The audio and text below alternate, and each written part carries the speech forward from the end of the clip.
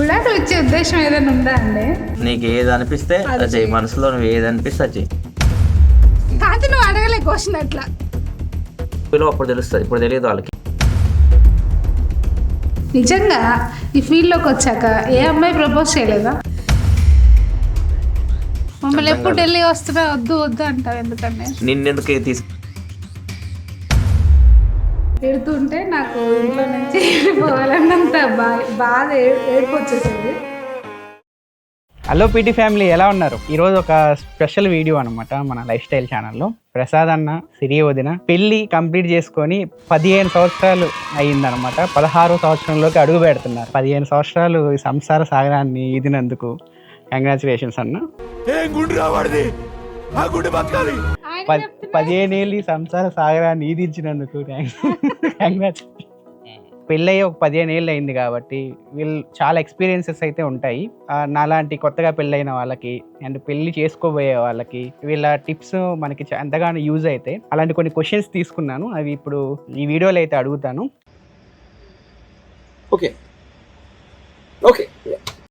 మొత్తం ఈ వీడియో చివరి వరకు చూడండి, చాలా ఇంట్రెస్టింగ్గా ఉంటుంది. ఇంకా ఆలస్యం చేయకుండా వీడియో స్టార్ట్ చేద్దాం.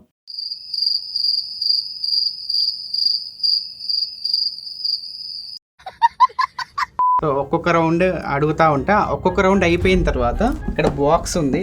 బాక్స్లో నేను కొన్ని క్వశ్చన్స్ అయితే రాసి పెట్టాను. సో ఈ క్వశ్చన్స్లో ఒక క్వశ్చన్ మీరు తీసుకొని ఆన్సర్ చేయాలి, ఒక క్వశ్చన్ నువ్వు తీసుకొని ఆన్సర్ చేయాలి. రౌండ్స్ అయిపోయిన తర్వాత ఫస్ట్ రౌండ్ వచ్చేసరికి ర్యాపిడ్ ఫైర్. అంతా అన్స్టాపబుల్. ఇప్పుడు ఫస్ట్ ర్యాపిడ్ ఫైర్లో ఏంటంటే క్వశ్చన్స్ అడుగుతా, 5 క్వశ్చన్స్. 5 సెకండ్స్లో ఆన్సర్ చేస్తే 10 పాయింట్స్. అదే 10 సెకండ్స్లో ఆన్సర్ చేస్తే 5 పాయింట్స్ వస్తాయి. ఫస్ట్ ఎవరిని అడగమంటారు? Ladies first. ఇట్లాంటి వాటిలో ఆడుకోవాలి మనం. దీని అర్థం ఏమిటో అయినా నువ్వేంటండి ప్రతిదానికి క్వశ్చనింగ్? మంచి సామెత ఈనూరుకోవాలి. ఫస్ట్ క్వశ్చన్, అన్నయ్యకి ఇష్టమైన colour? Black and white. Black ఎక్కువ ఇష్టం. అన్నయ్యకి ఇష్టమైన ఫుడ్? అమ్మ చేసే పప్పుచారు అంతే. వైట్ ఫుడ్ అయితే చికెన్ పకోడీ. ఇష్టమైన ప్లేస్? అయిపోయింది. ఇల్లే పెద్ద ప్రపంచం కాదు. ఇష్టమైన ప్లేస్ అయిపోయింది. మళ్ళీ తర్వాత ఆయన అడుగుతాడు, ఇల్లే కాదు లేదు, ఇంట్లో ఉండడమే ఎక్కువ. అంటే వర్క్ ఇల్లు వర్క్ ఇల్లు అంతా. దీని పాయింట్ రాదు. మీ ఇద్దరు కలిసి చూసిన ఫస్ట్ మూవీ? కలిసి చూసిందా? పోయింది. నీకు గుర్తుందా? నాకు గుర్తుంది, యమదొంగ. అది కాదు. థియేటర్ లో లేదా కలిసి చూసినట్టు అంతే కదా? కాదు, పక్క పక్కన కూర్చొని చూడటమే థియేటర్ లో చూడటం. థియేటర్ లో చూసినది ఒకటే, యమదొంగ ఫస్ట్. కాదు, నువ్వు అడగలే క్వశ్చన్ అట్లా. ఇద్దరు కలిసి చూసిన మూవీ అన్నావు. ఇద్దరు ఒకే థియేటర్ లో అంటే నేను చెప్పేదాన్ని యమదొంగ ఫస్ట్ ఇయర్ లో చూసావు. అది ఇద్దరు గొడవ పడి ఆయన నేను ఎక్కడో పైన కూర్చుని ఆయన కూడా కింద కూర్చొని, అది కౌంటబుల్ కాదు. అంతే వదిన ఉంటది. కానీ అది గుర్తులేదు. కానీ ఇద్దరం కలిసి ఎంజాయ్ చేసిన మూవీ అయితే మాత్రం 3 Idiots. 3 Idiots బాగా నచ్చింది. అది మేము చూస్తున్నప్పుడు అది హిందీలో చూసాం. హిందీ రాదు దీనికి, కానీ బాగా ఎంజాయ్. వేరే క్వశ్చన్ యాడ్ చేయలేకపోతే పోయినట్టే అయిపోయింది. సరేలే చూద్దాం. మీ అన్నయ్య అన్ని పోతాయి. ఫస్ట్ క్వశ్చన్, వదినికి ఇష్టమైన ఐస్ క్రీమ్ ఫ్లేవర్? దీనికి చాక్లెట్. అదే చాక్లెటే. వదిన ఈవినింగ్ ఎక్కువగా ఏ స్నాక్స్ ఇష్టపడి తిన్నాను? స్నాక్స్ అంటే అది ఉంటుంది చూసావు మనకి. అయిపోయింది. 10 seconds ఉంది కదా, మీరు మధ్యలో ఎందుకు ఏది పడతారు? 5 seconds అవలే కదా. అది 3 seconds. నేను లెక్క పెట్టుకున్నా, అది 10 seconds లెక్క పెట్టుకున్నా. 10 seconds ఆడైందిరా? అదే 10 seconds ఎక్కడ అయిందిరా? ఇదేంటిరా? ఇదంత మోసం లాగా ఉందిగా. 10 seconds ఎక్కడ అయింది చెప్పు. ఇచ్చిన ఈవినింగ్ స్నాక్ అంటే టీలో మురుగులు చేస్తా చూసావా? చక్రాలు వేసుకొని స్పూన్ తో తింటారు చూసావా? అదేనా? టీలో చక్రాలు వేసుకొని స్పూన్ తో తింటా. సరే వదిన, పాయింట్ ఇస్తాను. వదినికి ఇష్టమైన ఫేవరెట్ ప్లేస్?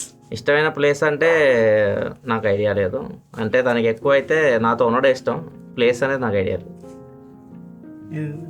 Correct answer. ఏదో నువ్వే పాయింట్ ఇచ్చేటట్టున్నావు. సరే, లాస్ట్ క్వశ్చన్. మీ ఇద్దరు మీట్ అయిన ఫస్ట్ పాయింట్ ఏ ప్లేస్ లో? Computer class. నువ్వు ఏనా అన్ని ఈజీ అడుగుతున్నావు. ఈజీ కాదన్నా, పేపర్ టఫ్ ప్రిపేర్ కాదన్నా. ఇష్టమైన ప్లేస్ నీకు ఇచ్చేస్తలే వదిన. ఫస్ట్ మూవీ ఒకటి పోయావు అన్నయ్య. ఫస్ట్ మూవీ ఆయన అడగాల్సి ఉండే.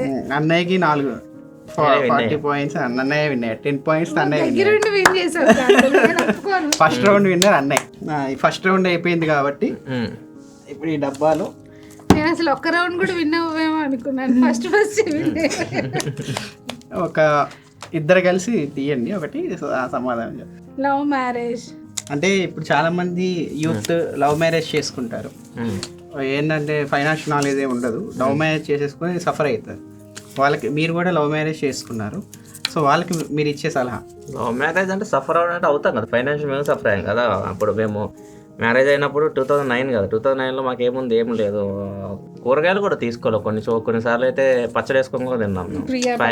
ఫైనాన్షియల్గా చాలా సఫర్ అయ్యాం. అవి ఉంటాయి కానీ ఎప్పుడైతే ఒకరి మీద ఒకరికి ఇష్టం ఉంటుందో ఇంకా అవి భరిస్తా ముందుకు వెళ్తా ఉంటే ఇప్పుడు ఏ స్టేజ్కి వచ్చాము తెలుసు కదా. చాలా మంది ఏంటంటే అది అర్థమవుతుంది. ఫస్ట్ లవ్ చేసేటప్పుడు ఏమైందంటే ఎవరికి ఇది తెలియదు ఫ్యూచర్ ఏంది. ఫ్యూచర్ మనకి ప్రతి ఒక్కళ్ళు ఏమనుకుంటారంటే ఇప్పుడు ఎవరికి బాధ్యతలు ఉండవు కదా. బ్యాచిలర్స్ అందరూ ఏమనుకుంటారంటే డబ్బులదే ఉంది అనుకుంటారు. ఒక్కసారి పెళ్ళైన తర్వాత భార్య బాధ్యత అవుతుంది, పిల్లల బాధ్యత అవుతారు, వాళ్ళ ఫ్యూచర్ని బాధ్యత. సో ఒక్కసారి నీ బాధ్యతలు పెరిగినప్పుడు డబ్బు విలువ అప్పుడు తెలుస్తుంది. ఇప్పుడు తెలియదు వాళ్ళకి. ఇప్పుడు డబ్బు అంటే ఏదో చులకనంగా చూస్తుంటారు. ఖచ్చితంగా మనం డబ్బుకి రెస్పెక్ట్ అయితే ఇవ్వాలి. అవి కూడా ఆలోచించుకోవాలి ఫైనాన్షియల్గా. మ్యారేజ్ చేసుకుంటున్నాం, ఓకే మనకి ఇన్కమ్ సోర్స్ ఏముంది, మాకు ఇన్కమ్ సోర్స్ లేదు, తప్పు చేసాం మేము. ఇన్కమ్ సోర్స్ లేదు, నాన్న 5,000 6,000 ఇచ్చేవాడు నెలకి, దానిలోనే మేము బతకాలి. హైదరాబాద్లో 5,000 6,000 బతకాలంటే ఒక పెంట్ హౌస్, దానికి 2,000 రెంట్ పోయేది, 2,500 రెంట్. అది ఇంకా దానిలోనే బతకాలి మేము. ఇంకా అప్పుడే ఆ స్టేజ్లోనే గవర్నమెంట్ జాబ్ ప్రిపేర్ ఇవి చేసాం కానీ వర్కౌట్ అవ్వాలి. తర్వాత ఇంకా ప్రొఫెసర్గా జాయిన్ అయ్యి అప్పుడు కొద్దిగా 15,000 అట్లా వస్తాయి, నెలకు 15,000 వస్తున్నాయి కాబట్టి అప్పుడు కొద్దిగా బెటర్, మంచిగా తినడం, సినిమాకి వెళ్ళడం, సో అట్లనే అప్పుడు చేసాము మేము. సో ఉంటాయి. సో ఫ్యూచర్ గురించి ఆలోచించుకోవాలి. ఓన్లీ లవ్ అంటే లవ్ ఉంటుంది కానీ బతకడానికి డబ్బులు కూడా కావాలి, దాని గురించి ఆలోచించుకొని ప్లాన్ చేసుకోవాలి. సెకండ్ క్వశ్చన్,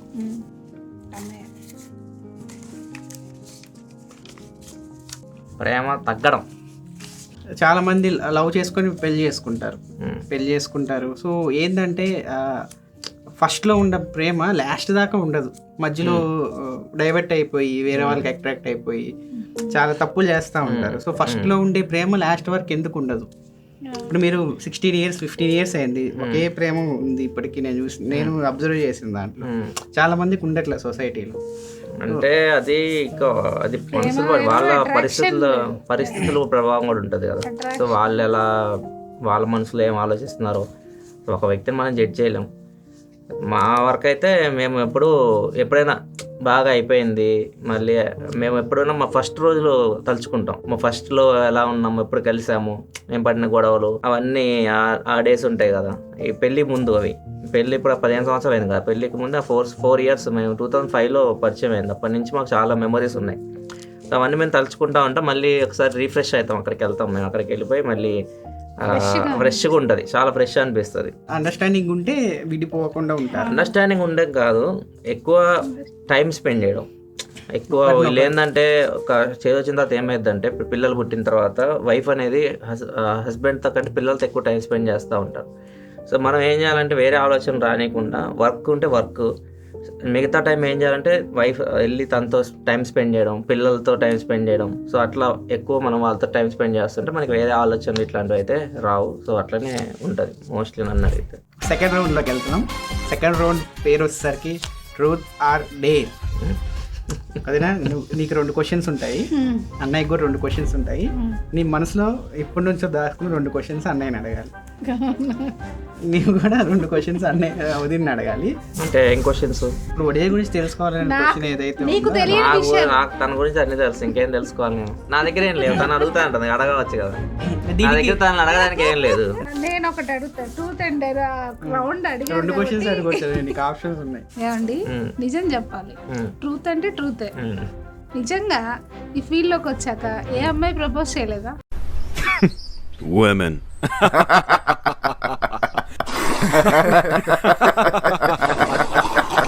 లేదు నాకెవరు ట్రూత్ ఎవరు ప్రపోజ్ చెప్పవే.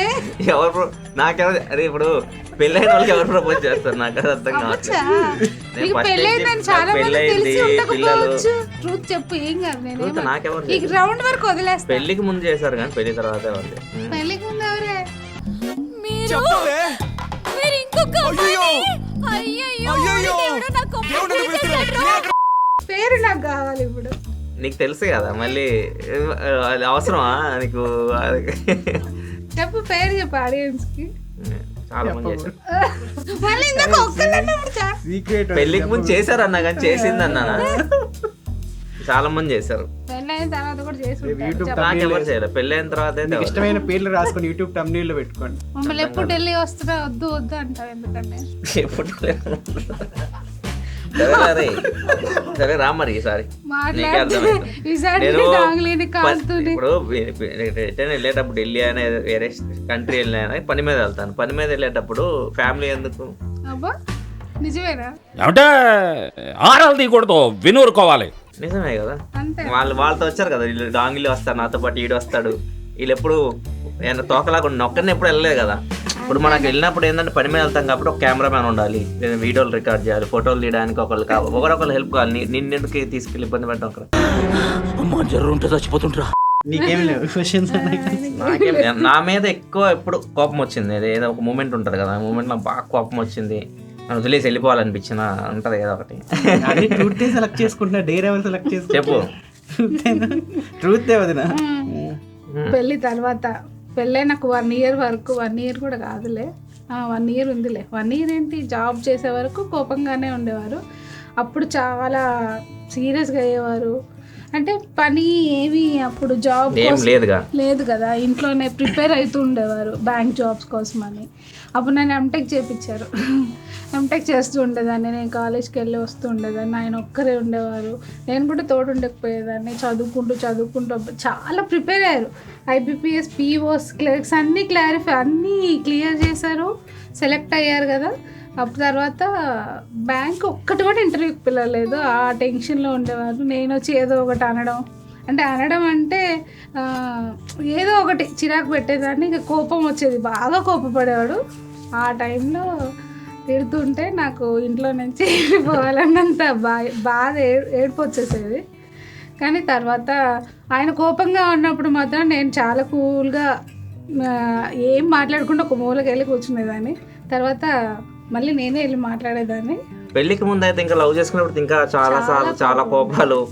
అప్పుడు తను ఒక మాట అంటే ఒక మాట అనేది, రివర్స్ అనేదాన్ని. ఒక మాట అంటే ఒక పెళ్లికి ముందు పేరు పెట్టి పిలిచేది, రామ్ అని పిలిచేది. నా పేరు అప్పుడు అందరు రామనే పిలుస్తారు. నన్ను యాక్చువల్గా ఉండే సర్టిఫికేట్ ప్రసాద్ అని ఉంటుంది. రామ్ అని పిలిచేది. నేను ఒక మాట అంటే ఒక మాట అనేది. పెళ్ళైన తర్వాత మాత్రం పేరు పెట్టి పిలవలేదు ఇంతవరకు. నన్ను అయితే పేరు పెట్టి ఎప్పుడు పిలవలేదు. అండి అంటది. మరి ఎందుకు అలా చేంజ్ అయిపోయింది తెలియదు కానీ. అండ్ పెళ్ళైన తర్వాత కూడా సేమ్ అదే కోపాలు అన్నీ ఉండే కానీ ఎప్పుడైంది బాధ్యత లేవు కదా, ఇరాకు కోపం అవన్నీ ఉండేవి. కానీ పెళ్ళికి ముందు తను ఉండే బిహేవియర్ వేరు, పెళ్ళైన తర్వాత కంప్లీట్ మారిపోయింది. తను ఒక సైడ్ నుంచి అసలు నేను ఎంత కోపడినా కానీ తను సైలెంట్గా ఉండేది. ఇప్పుడు పెళ్ళికి ముందు ఎలా ఉండేది, నేను ఒక మాట తను ఒక మాట, పెద్దగా అయిపోయి గొడవలు. పెళ్ళైన తర్వాత ఏంటంటే నేను ఒకవేళ సీరియస్ అయ్యానుకో తను కూల్ అయిపోతాను, ఏమన్నది ఒక మాట కూడా అనదు. తర్వాత నేనే వెళ్ళి సారీ చెప్పుకోవడం, 10 నిమిషాల తర్వాత కూల్ అయిపోయిన తర్వాత. సో అట్లా ఇప్పుడు దాకా అదే నడుస్తుంది 15 సంవత్సరాల నుంచి. కోపం వచ్చినప్పుడు డిస్టర్బ్ చేయదు. కోపం ఎప్పుడైనా తర్వాత వాగేదాన్ని. ఇప్పుడు తనకి ఎక్కువ కోపం వచ్చినాక నేను సైలెంట్ అయిపోతాను. తర్వాత కోపం ఎందుకంటే క్షణిక ఆవేశం కదా అది. ఇప్పుడు మనిషి ఖచ్చితంగా అన్ని ఎమోషన్స్ ఉంటాయి. కోపంలో ఉన్నప్పుడు ఏంటంటే ఒకరినొకళ్ళు ఎప్పుడైతే తన ఒక మాట మనం ఒక మాట మాట్లాడాలంటే మొత్తం పెద్దగా అయిపోతాయి. సో కోపంలో ఏది పడితే మాట్లాడు మనకి తెలియదు కదా. లైక్ తాగిన వాళ్ళు మాట్లాడిన కోపంలో మాట్లాడిన రెండు ఒకటి నా దృష్టిలో. సో అందుకే కోపంగా ఉన్నప్పుడు నేను కోపంగా ఉన్నప్పుడు తను సైలెంట్ అయిపోయేది, తను కోపంగా నేను సైలెంట్ అయిపోయాను. తర్వాత ఇద్దరు మళ్ళీ కలిసి మాట్లాడుకోవడం ఇప్పటికీ కంటిన్యూ అవుతూనే ఉంటుంది. సో అది బిగ్గెస్ట్ చేంజ్ మా లైఫ్ లో. అంటే పెళ్ళికి ముందు అయితే చాలా పెద్ద గొడవలు అయిపోయాయి. తర్వాత అయితే మాత్రం అసలు ఏం లేవు. ఖచ్చితంగా మ్యారేజ్ లైఫ్ లో గొడవలు అయితే వస్తాయి. వస్తాయి కంపల్సరీ. కంపల్సరీ అసలు లేకపోతే బాగుండదు. గొడవలు లేకపోతే అసలు అవును. ఆ రిలేషన్షిప్ ఎక్కువగా ఉండదు. ఒక విషయం ఏంటంటే గొడవ అయినప్పుడు చాలా భయంగా బాధగా ఏడుపు వచ్చేస్తుంది. గొడవ అయ్యాక మాట్లాడతారు కదా, అప్పుడు ఎంత ప్రశాంతంగా ఉంటుంది అంటే ఇంకా ఇంకా లవ్ పెరుగుతుంది అనమాట. ఆ టైంలో వాళ్ళు వచ్చి సారీ చెప్పినా మాట్లాడినా, మనం వెళ్ళి సారీ చెప్పినా మాట్లాడుకున్నా ఆ టైం ఉంటుంది కదా, అది చాలా రిలీఫ్ గా చాలా ఇంకా ఇష్టంగా అనిపిస్తుంది. లేడీస్ అందరూ అంతేనా అంతే ఉంటుంది.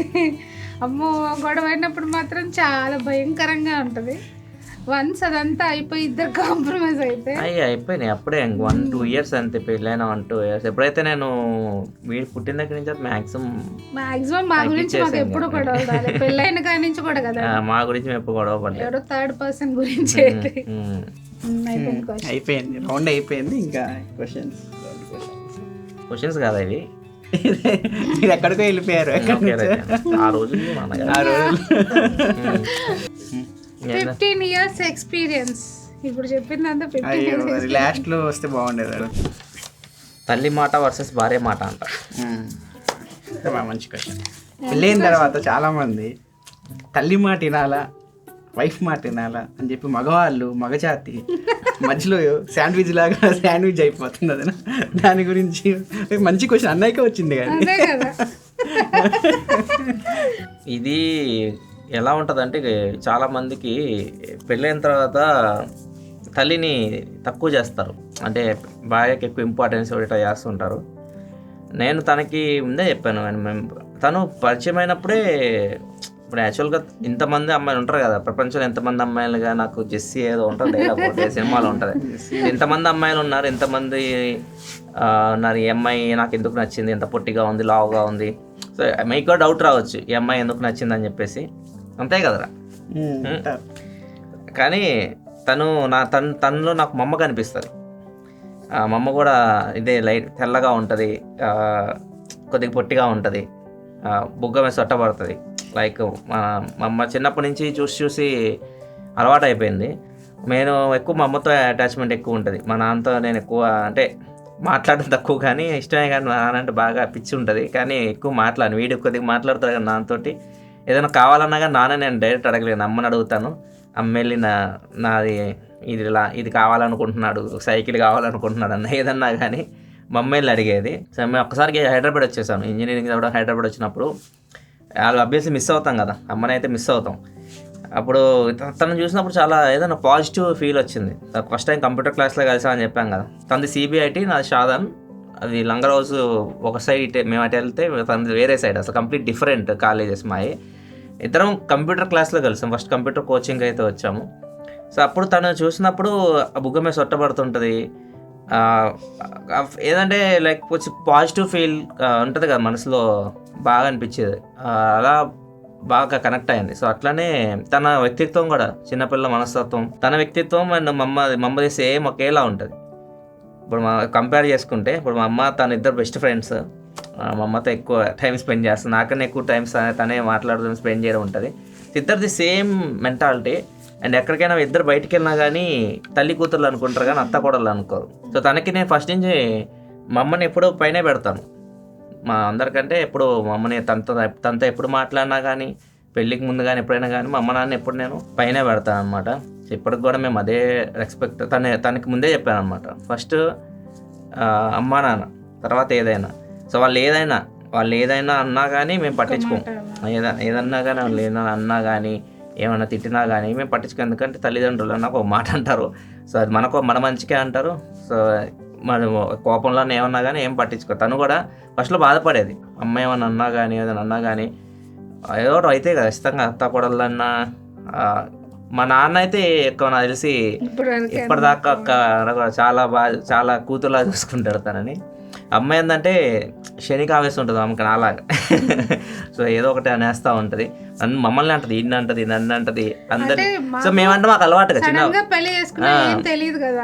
చిన్నప్పటి నుంచి మాకు అలవాటు కాబట్టి మాకు అలవాటు అయిపోయింది. తనకు కొత్త కదా ఫస్ట్లో, తనకి తర్వాత మెల్లమెల్లగా అంత అలవాటు అయిపోయింది. ఇప్పుడు ఏంటంటే మనసులో ఏది మొహం మీద ఇట్లా మొహం మీద ఫటామని చెప్పేస్తారు, కానీ తర్వాత మళ్ళీ దగ్గరికి తీస్తారు. అది ఒకటి మంచిది, మనసులో ఒకటి పెట్టుకొని బయటకు ఒకటి మాట్లాడే టైం టైప్ కాదు మా అత్తయ్య. సో ఎప్పుడైనా కానీ ఇది విన్నావు కదా, అమ్మ మాట, భార్య మాట, తల్లి మాట అంటే మీరు ఎప్పుడైతే అబ్బాయి అనేవాడు తల్లిని ఎక్కువ స్టేజ్లో మీరు పెట్టి మీరు ఎక్కువ గౌరవం ఇస్తూ ఉంటే ఆటోమేటిక్గా మీ భార్య కూడా మీ తల్లి గౌరవం ఎక్స్పెక్ట్ ఇస్తుంది. అట్లా కాకుండా మీరు మీ అమ్మ నాన్న చులకంగా చూసారనుకోండి, వాళ్ళు బయట నుంచి వచ్చిన వాళ్ళు ఖచ్చితంగా వాళ్ళు కూడా చులకనగానే చూస్తారు. సో ఇది నేను ఫాలో అయింది. తనకి చిన్నప్పటి నుంచి నా దగ్గర డబ్బులున్నా లేకపోయినా కానీ మా అమ్మ నాన్నని ఎప్పుడు నేను టాప్లోనే పెట్టాను. ఇప్పుడు అన్నయ్య చెప్పాడు అది, నీలో అమ్మని చూసుకున్నాడు అందుకని లవ్ చేశాను అన్నాడు. నువ్వు అన్నయ్యలో ఏం చూసి లవ్ చేసినావు?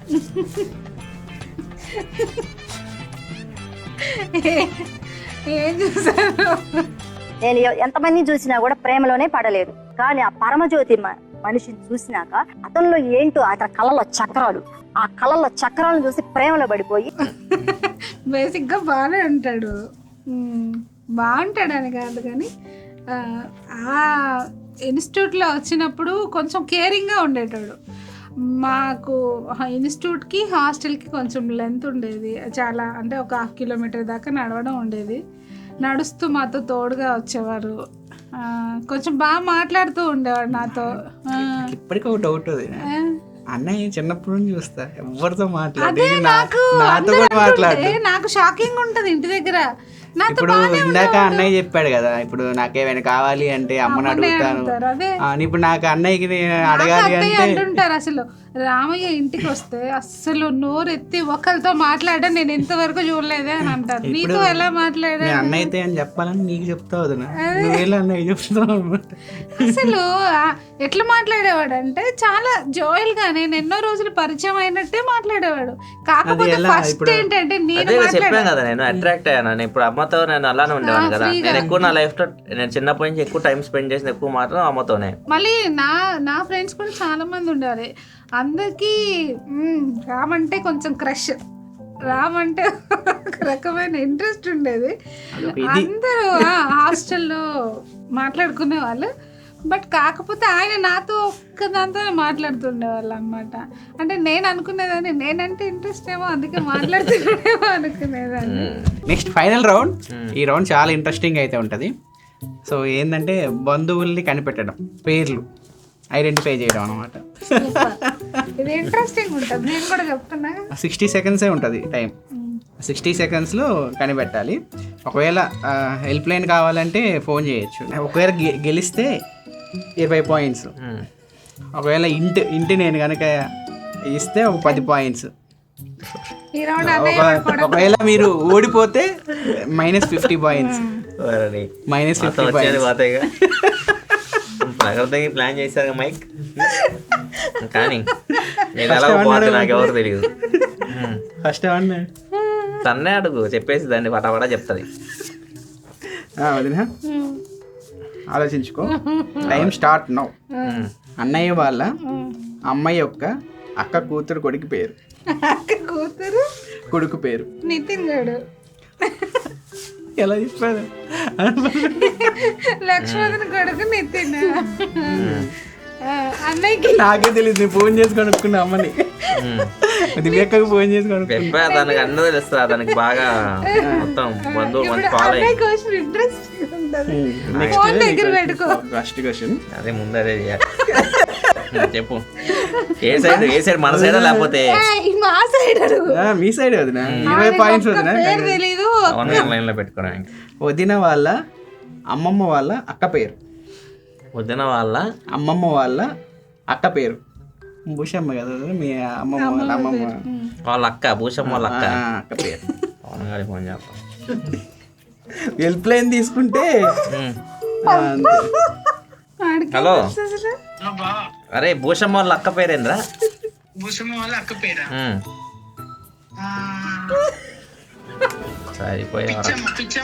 పిచ్చమ్మ అంతేనా? 60 seconds లో కంప్లీట్ చేసాం. లేదు, ఓడిపోయినట్టే కదా.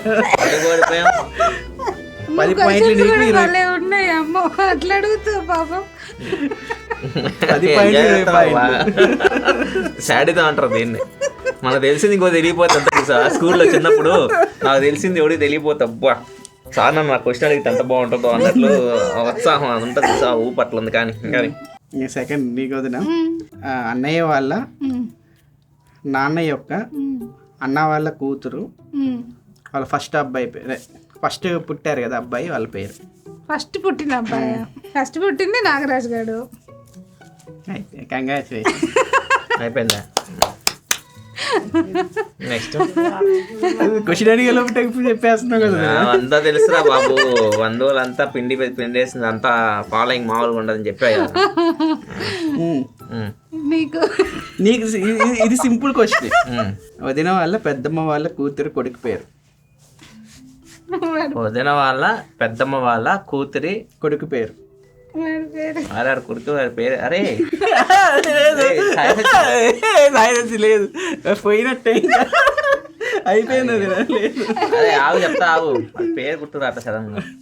అరే 60 సెకండ్ చెప్పొద్దు సాయి వచ్చి. స్నేహ పెద్దమ్మ ఉంది, అబ్బాయి పేరు చెప్పొద్దు సాయి చెప్పకూడదు. వాడు నీకంటే అయిపోయింది. జస్సు కాదు వాడు కూడా అబ్బో వాడు అని ఇంకా అయిపోయింది. పెద్ద మమ్మీ వాళ్ళ పేరు గుర్తురాట్లేదు. చాలా సింపుల్ క్వశ్చన్. వాళ్ళ కొడుకు పేరు. అరవింద్.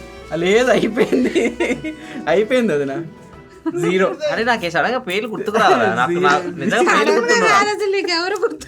నాకు గుర్తున్నది, నిజంగా గుర్తున్నావు. సరే ఇది మా రిలేటివ్స్ అంటే ఓకే, మీ రిలేటివ్స్ లోనే మన వైపు అత్తయ్య సైడ్ లోనే ఒక క్వశ్చన్ అడగా అన్నయ్యని. నాకే తెలియదు. ఈ రౌండ్ అయిపోయింది. సో ఇప్పుడు కొన్ని క్వశ్చన్స్ ఉన్నాయి. విడాకులు.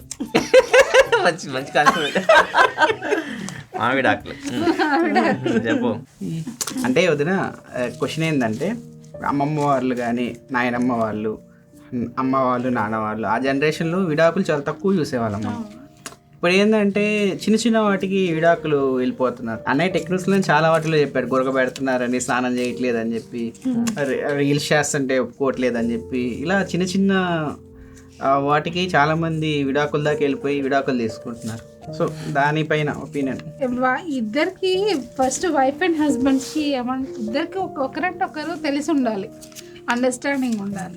అది లేనప్పుడు ఇలాంటివి వస్తాయి. ఆల్మోస్ట్ ఒకరికొకరు సపోర్ట్ చేసుకోకపోయినా, ఒకళ్ళు అంటే ఇప్పుడు నాలో ప్లస్లు మైనస్లు రెండు యాక్సెప్ట్ చేస్తేనే కదా నేను ఏదైనా చేసినా ఆయన నన్ను ఏమనకుండా ఉండడం, అవన్నీ లేకుండా నువ్వు చేసేది తప్పు అని ఆర్గ్యూ చేసుకోవడాలు, ఏమంటారు ఎట్లా అంటే చెప్పలేకపోతున్నాను చెప్తాను. విడాకులు అనేది ఏంటంటే ఇప్పుడు నువ్వు అన్నట్టు చెప్పావు కదా, ఇప్పుడు ఒకటి తనకి ఇష్టమైంది తను చేస్తా అన్నప్పుడు మనం దాన్ని అర్థం చేసుకొని దాన్ని ఎంకరేజ్ చేయడం అనేది బెస్ట్. ఇప్పుడు నేను యూట్యూబ్ స్టార్ట్ చేసినప్పుడు తను ఎంకరేజ్ చేయకుండా వద్దు అని చెప్పేసి డిస్కరేజ్ చేయడం అట్లా చేసింది అనుకో, మోరల్ సపోర్ట్ లేకుండా గొడవ పెద్దగా అయిపోతుంది. నాకు ఇది ఇష్టం, నేను చేస్తాను, నువ్వేమన్నా చేసుకో అన్నట్లు ఇటు గొడవలు పెద్దగా అయిపోతాయి కదా. అయినా కానీ తను ఇప్పుడు గొడవ పడ్డం ఇది చేసా, ఎందుకంటే నా డిసిషన్ ఎప్పుడు గౌరవించాను. నేను ఏదైతే చేశానో ప్రతి డిసిషన్ని తను నాకు ఇప్పుడు ఏదైనా కానీ, ఇప్పుడు నేనేం చేస్తా అన్నా కానీ, ఏదైనా ఇప్పుడు జిమ్ పెడతా అన్నా, ఏదైనా డిసిషన్, నేను బాడీ బిల్డ్ చేయాలనుకుంటున్నాను, కొద్దిగా ట్రాన్స్ఫార్మ్ అవ్వాలనుకుంటున్నాను, తన సపోర్ట్ అవసరం. నీకేముంది, నీకెందుకు వండి పెట్టడం, ఆ డైట్ మెయింటైన్ చేయాలంటే ఖచ్చితంగా అది చాలా రిస్క్ అనమాట. ఎందుకంటే తను నాకు సపరేట్ ఉండాలి, వీళ్ళకి పిల్లలకన్నా సపరేట్ ఉండాలి అన్నీ. సో తను ఏది చేసి నేనేం పని చేసినా కానీ తను నాకు సపోర్టివ్గా ఉండాలి అంటే ఆలోచించడం. తను కూడా ఏది చేసినా కానీ నేను సపోర్ట్. తను పెళ్ళైన తర్వాత చదువుకుంటాను. యాక్చువల్లీ పెళ్ళైన తర్వాత ఎవరు నాకు తెలిసి బీటెక్ చేసి ఎంటెక్, ఎందుకంటే మధ్యలో అయిపోయింది లవ్ కాబట్టి, మ్యారేజ్ అయిపోయింది కాబట్టి మధ్యలో బ్రేక్ అయిపోయింది నన్ను చదువు. మళ్ళీ తను జాయిన్ అయ్యి సివిల్ ఇంజనీరింగ్ కంప్లీట్ చేసి మళ్ళీ ఎంటెక్ కంప్లీట్ చేసి పెళ్ళైన తర్వాత చేసింది ఇవన్నీ. సో అప్పుడు నా సపోర్ట్ తనకి చాలా ఇచ్చాను. నేను చేయలేను, నేను నా వల్ల కాదు, నేను చదవలేను ఆ స్టేజ్ ఉంటే తనకి ఎంకరేజ్ చేసి తనకి మోరల్ సపోర్ట్ ఇవ్వబట్టి తను ఎంటెక్ చేసింది. ఇప్పుడు చెప్పుకోగలను నేను ఎంటెక్ చేశానని చెప్పేసి. తను ఏం చేస్తాగా నేను చేయమంట, నీకు ఏది అనిపిస్తే అది చెయ్యి, మనసులో నువ్వు ఏది అనిపిస్తే అది చెయ్యి. నువ్వు ఎప్పుడు సమాజం గురించి వాళ్ళు ఏమనుకుంటారు వీళ్ళు ఏమనుకుంటారు వీటి గురించి ఎప్పుడు ఆలోచించవద్దు, నీ మనసుకి ఏది అనిపిస్తే అది చేయి. వాళ్ళ పిల్లలకు అది చెప్తాను, ఎందుకంటే మన లైఫ్ మనం నచ్చిన బతకాలి. ఆ ఫ్రీడమ్ వాళ్ళకి ఇవ్వకపోతే కష్టం కదా, ఎవరికైనా కానీ ఆ ఫ్రీడమ్ ఉంది. Final question, best moments and worst moments అంట. Best moment obviously Sai Sachin పుట్టింది మాకు బెస్ట్ మూమెంట్ మా లైఫ్లో. వరస్ట్ మూమెంట్ అంటే ఫస్ట్ మూమెంట్లో పెద్దగా మనకి అంత గుర్తులేవు మనకి. వరస్ట్ మూమెంట్ అవి మన మైండ్లోకి రావట్లే అంటే మేము మోస్ట్లీ అని బెస్ట్ మూమెంట్సే గడిపాం. పెళ్ళైన కొత్తలో స్టేజ్ నాకు వరస్ట్ అనిపించలేదు, అది కూడా నేను ఎంజాయ్ చేస్తాం. అది ఆ స్టేజ్ ఎంజాయ్ చేస్తాం. అంటే నాకు బాధ ఏడిపోచ్చేది ఆయన్ని చూస్తే. బాగా బాగా ఉండేవాడు అన్నయ్య, అత్తయ్య వాళ్ళు ఏది అడిగితే అది ఇచ్చేవాళ్ళు. వచ్చి కంప్లీట్ డిఫరెంట్గా ఉండేది మా లైఫ్ స్టైల్. ఏంటి ఈ సిచ్యువేషన్ అవసరమా, నన్ను పెళ్లి చేసుకోవడం వల్లనే ఈయనకి ఇన్ని ప్రాబ్లమ్స్ వస్తున్నాయి అన్నంత ఆ సిచ్యువేషన్ అనిపించింది. ఇంత ఈ లైఫ్ అవసరమా అనిపించేది. అది కూడా ఎంజాయ్ చేస్తాం. కానీ ఆయన ఎక్కడ నాకు ఆ తేడా చూపించలేదు, నాకు ఇది నచ్చలేదు ఏంటి లైఫ్ అని. అసలు అది కూడా ఎంజాయ్ చేశాడు. నాకేం వరస్ట్ మూమెంటే కాదు, నాకైతే బెస్ట్ మూమెంట్స్ మా లైఫ్లో. మాకు ఏదైనా కానీ నాకు బెస్ట్ మూమెంట్ ఎంజాయ్ చేశాను. సో నాకేమి వరస్ట్ అని తనకు వరస్ట్ అనిపించింది తన పాయింట్ ఆఫ్ వ్యూలో. వరస్ట్ అంటే నాకైతే ఏంటి జీవితం ఇట్లా అంటే బాధ వేయడం అనమాట. వరస్ట్ అని కాదు, బాధ అనిపించింది. అంటే ఒక స్టేజ్లో పుట్టినరోజుకి కేక్ కట్ చేయడానికి కూడా లేవు డబ్బులు. ఒక పేస్ట్రీ తెచ్చింది, ఒక పేస్ట్రీ ఉంటుంది కదా ఆ కేక్ది. ఇలా తనకి నా బర్త్డే బాగా సెలబ్రేట్ చేయడం ఇష్టం అనమాట, పండగలా చేసుకుంటుంది. ఆ పేస్ట్ తీసుకొచ్చి కట్ చేసింది. అదొకటి అలా ఉంటాయి కదా, అవి కూడా మెమరీసే కదా. ప్రతి ఇయర్ కేకులు కట్ చేస్తాము, పేస్ట్రీ కట్ చేస్తాం, అదే గుర్తుంటుంది. ఇవన్నీ గుర్తుండవు కదా ఇన్ని సంవత్సరాలు కట్ చేసింది. నీ లైఫ్లో అన్నయ్య ఇచ్చిన best gift, worst gift. Best gift చెప్పు చాలు, వరస్ట్ ఏమంతలే కానీ బెస్ట్ గిఫ్ట్. బెస్ట్దే వరస్ట్ చేసేసారు అనమాట. ఎంతో ప్రేమగా ఒక ఫోన్ ఇచ్చారు నాకు, మళ్ళీ తీసేసుకున్నారు. మళ్ళీ కాకపోతే వేరేది ఇప్పించారులే, కానీ అది ఎట్లా అంటే చాలా సర్ప్రైజింగ్ ఇచ్చారు నాకు ఆ గిఫ్ట్ ఇవ్వడం. నేనేంటంటే ఆయన ఇచ్చిన గిఫ్ట్లన్నీ పాత పడిపోయినా దాచుకోవడం. కంపెనీ తెలుసా? కంపెనీనా? అవునవును. అంటే ఫోన్ మార్చడం బెటర్ కదా, పెట్టుకొని ఏం చేసుకుంటాం. ఎలక్ట్రానిక్స్ కదా. స్పైస్ మొబైల్ మీ ఇద్దరే చాలా సర్ప్రైజింగ్ చేసి చాలా ప్రేమగా అసలు ఇస్తే ఎంత హ్యాపీగా ఫీల్ అయ్యానో. తర్వాత దాన్నే ఉంది మార్చేసి ఇంకోటి తీసుకున్నా, ల్యాండ్ లేక లాక్కున్నా. అంటే వాడాను కొన్ని రోజులు, వాడిన తర్వాత వేరేది. కానీ నాకు ఆయన ఇచ్చిన ఫస్ట్ గిఫ్ట్ కదా దాచుకుందాం అనుకున్నాను, దాచుకునే. నీకు వదిలిచ్చిన బెస్ట్ గిఫ్ట్? నాకు ఇచ్చింది వాచ్ ఒకటి, ఇప్పుడు కూడా నా దగ్గర ఉంటుంది. అది ఫాస్ట్ ట్రాక్ వాచ్ ఉంటుంది. అది ఎట్లా అంటే ఆయన ఎవ్రీ మంత్ ఖర్చులకి డబ్బులు ఇస్తారు కదా, ఆ ఖర్చుల్లో ఇంటి ఖర్చుల్లోనే దాపెట్టి 3,000 అంటే అప్పుడు మాకు చాలా తీసుకుని అప్పుడు మా ఫ్రెండ్ అది అమౌంట్ కొంచెం అప్పు ఇచ్చింది. ఆయన ఇచ్చిన దాంట్లో కొంచెం దాపెట్టి 3,000 పెట్టి ఆ వాచ్ తీసుకొని ఇస్తే చాలా హ్యాపీగా ఫీల్ అయ్యాడు. ఇప్పుడు మనమేం గిఫ్ట్ ఇచ్చి ఎప్పటికీ ఉంటుంది ఆ వాచ్ నా దగ్గర. చాలా సంవత్సరాలు వాడాను, ఇప్పుడు అయినా నా దగ్గర అది ఎప్పటికీ. ఆయన గాడ్జెట్స్ అంటే చాలా ఇష్టం. నేను ఇచ్చింది అది బాగుంటుంది, నాకు బాగా ఇష్టం. అది ఆ మెడలో ఎప్పుడు ఉంటుంది. ఇది మొన్న అది ఎప్పుడు అది వియత్నామేనా? అది వియత్నాం వెళ్ళినప్పుడు అది మార్బుల్ అది ముత్యం, అది స్పెషల్ ఉంటుంది కదా, ఏదో చేసి స్పెషల్ ముత్యం. అది లవ్ సింబల్లో వస్తుంది. దానికి చైన్ కోసం ఎత్తికి ఆ చైన్ దొరకలా. అది ఒకటే తీసుకొచ్చా, లాకెట్ ఒకటే తీసుకొచ్చా, కానీ చైన్ దొరకలా. చైన్ కోసం ఎత్తికి ఆ చైన్ దొరికితే ఇంకా అది బాగుంటుంది, నాకు బాగా అనిపిస్తుంది. ఫైనల్గా అయితే చాలా విషయాలు అయితే తెలుసుకున్నాను. సో నా లైఫ్కి అయితే చాలా బాగా ఉపయోగపడతాయి కొన్ని క్వశ్చన్స్ అయితే. సో 15 సంవత్సరాలు ఎంతో నేను చూశాను పర్సనల్గా. 15 సంవత్సరాలు వాళ్ళతో ట్రావెల్ చేశాను. అప్పుడు ఎలా ఉన్నారో ఇప్పుడు కూడా అలాగే ఉంటారు. సో చాలా ఇన్స్పైర్ మా చుట్టుపక్కల మా ఫ్రెండ్స్కి కానీ అందరికీ వీళ్ళ లవ్ స్టోరీ కానీ వీళ్ళ రిలేషన్ కానీ చాలా ఇన్స్పైర్గా ఉంటుంది. ఇది ఓవరాల్గా అయితే వీడియో. సో వీడియో మీకు నచ్చింది అనుకుంటున్నాను. నేనైతే చాలా ఎంజాయ్ చేశాను ఆ వీడియో అయితే. సో మీరు కూడా ఎంజాయ్ చేశారని చెప్పి నేను అనుకుంటున్నాను. వీడియో నచ్చితే కింద లైక్ బటన్ ప్రెస్ చేయండి. Tata, by by.